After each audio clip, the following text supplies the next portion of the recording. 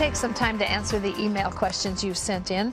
Pat, this first one is from Terry, who says, is there such a thing as a soulmate? I know there isn't marriage in heaven, but will we spend eternity with our loved ones by our side? I don't think so. I think they'll be there and we'll all love each other, but I think we'll be like the angels. We don't marry or giving marriage, and I just think there'll be a marvelous harmony of people together.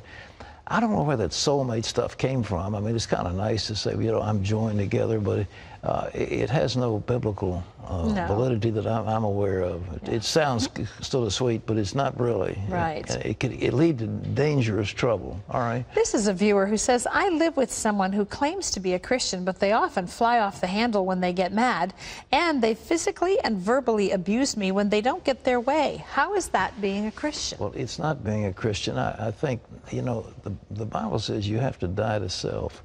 And those rages, it's self trying to assert it, you know, be assertive. And the hit back because I've been wounded, that is the manifestation of an unredeemed individual. That person has not been cleansed by the blood of the Lamb. He has not surrendered to Jesus. And he's not, in my opinion, it doesn't sound like he has been born again. And the last question I'd ask is, why are you living with him? It sounds as if you are not married, but maybe I don't know what the relationship. No, I thought it sounded like that too. Yeah, but unless it could they just be worded it that way. In your boarding house, but I don't know. All right. Okay. That might be a stretch, but whatever. Okay. I'm trying to be nice. All right, whatever. You're very, very nice. Okay, this is Jim who says, in Isaiah 41:21, it reads, in that day the Lord will punish the gods in the heaven and the proud rulers of the nations on earth. Who are the gods in heaven? Well, you remember the Apostle Paul talked about principalities and powers. The Bible talks about principalities and powers. There are levels of demonic powers, and you know, the devil is called the prince of the power of the air. And so there's a sphere in which he has dominion. Under God, of course, but he's got dominion. And so he has lower angels, lower demonic forces who work with him. And I think it's those ones that the book of Isaiah is referring to. All right.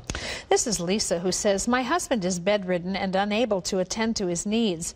On Sundays, I would like to leave his side and attend church, but he asks me not to leave.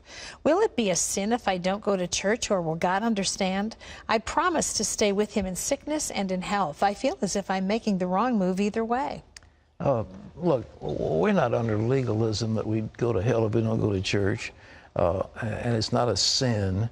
But I really believe in a situation like this, you could get some kind of a caregiver. But I can't imagine that your husband is so totally infirm that for an hour and a half he can't lie in bed and give him the stuff he needs without, you know, needing you. I think it's a certain selfishness. And there comes a time as you have to say, look, I can only give you so much. I love you, but I think I have to have some life of my own. Well, and she says, I promise to stay with him in sickness and in health. You are with him in sickness and in health. I mean, that doesn't mean 24/7, or you get somebody to come in and stay with him, but unless he's going to cease breathing, or there's some Christian where you have to have an on-duty nurse all the time.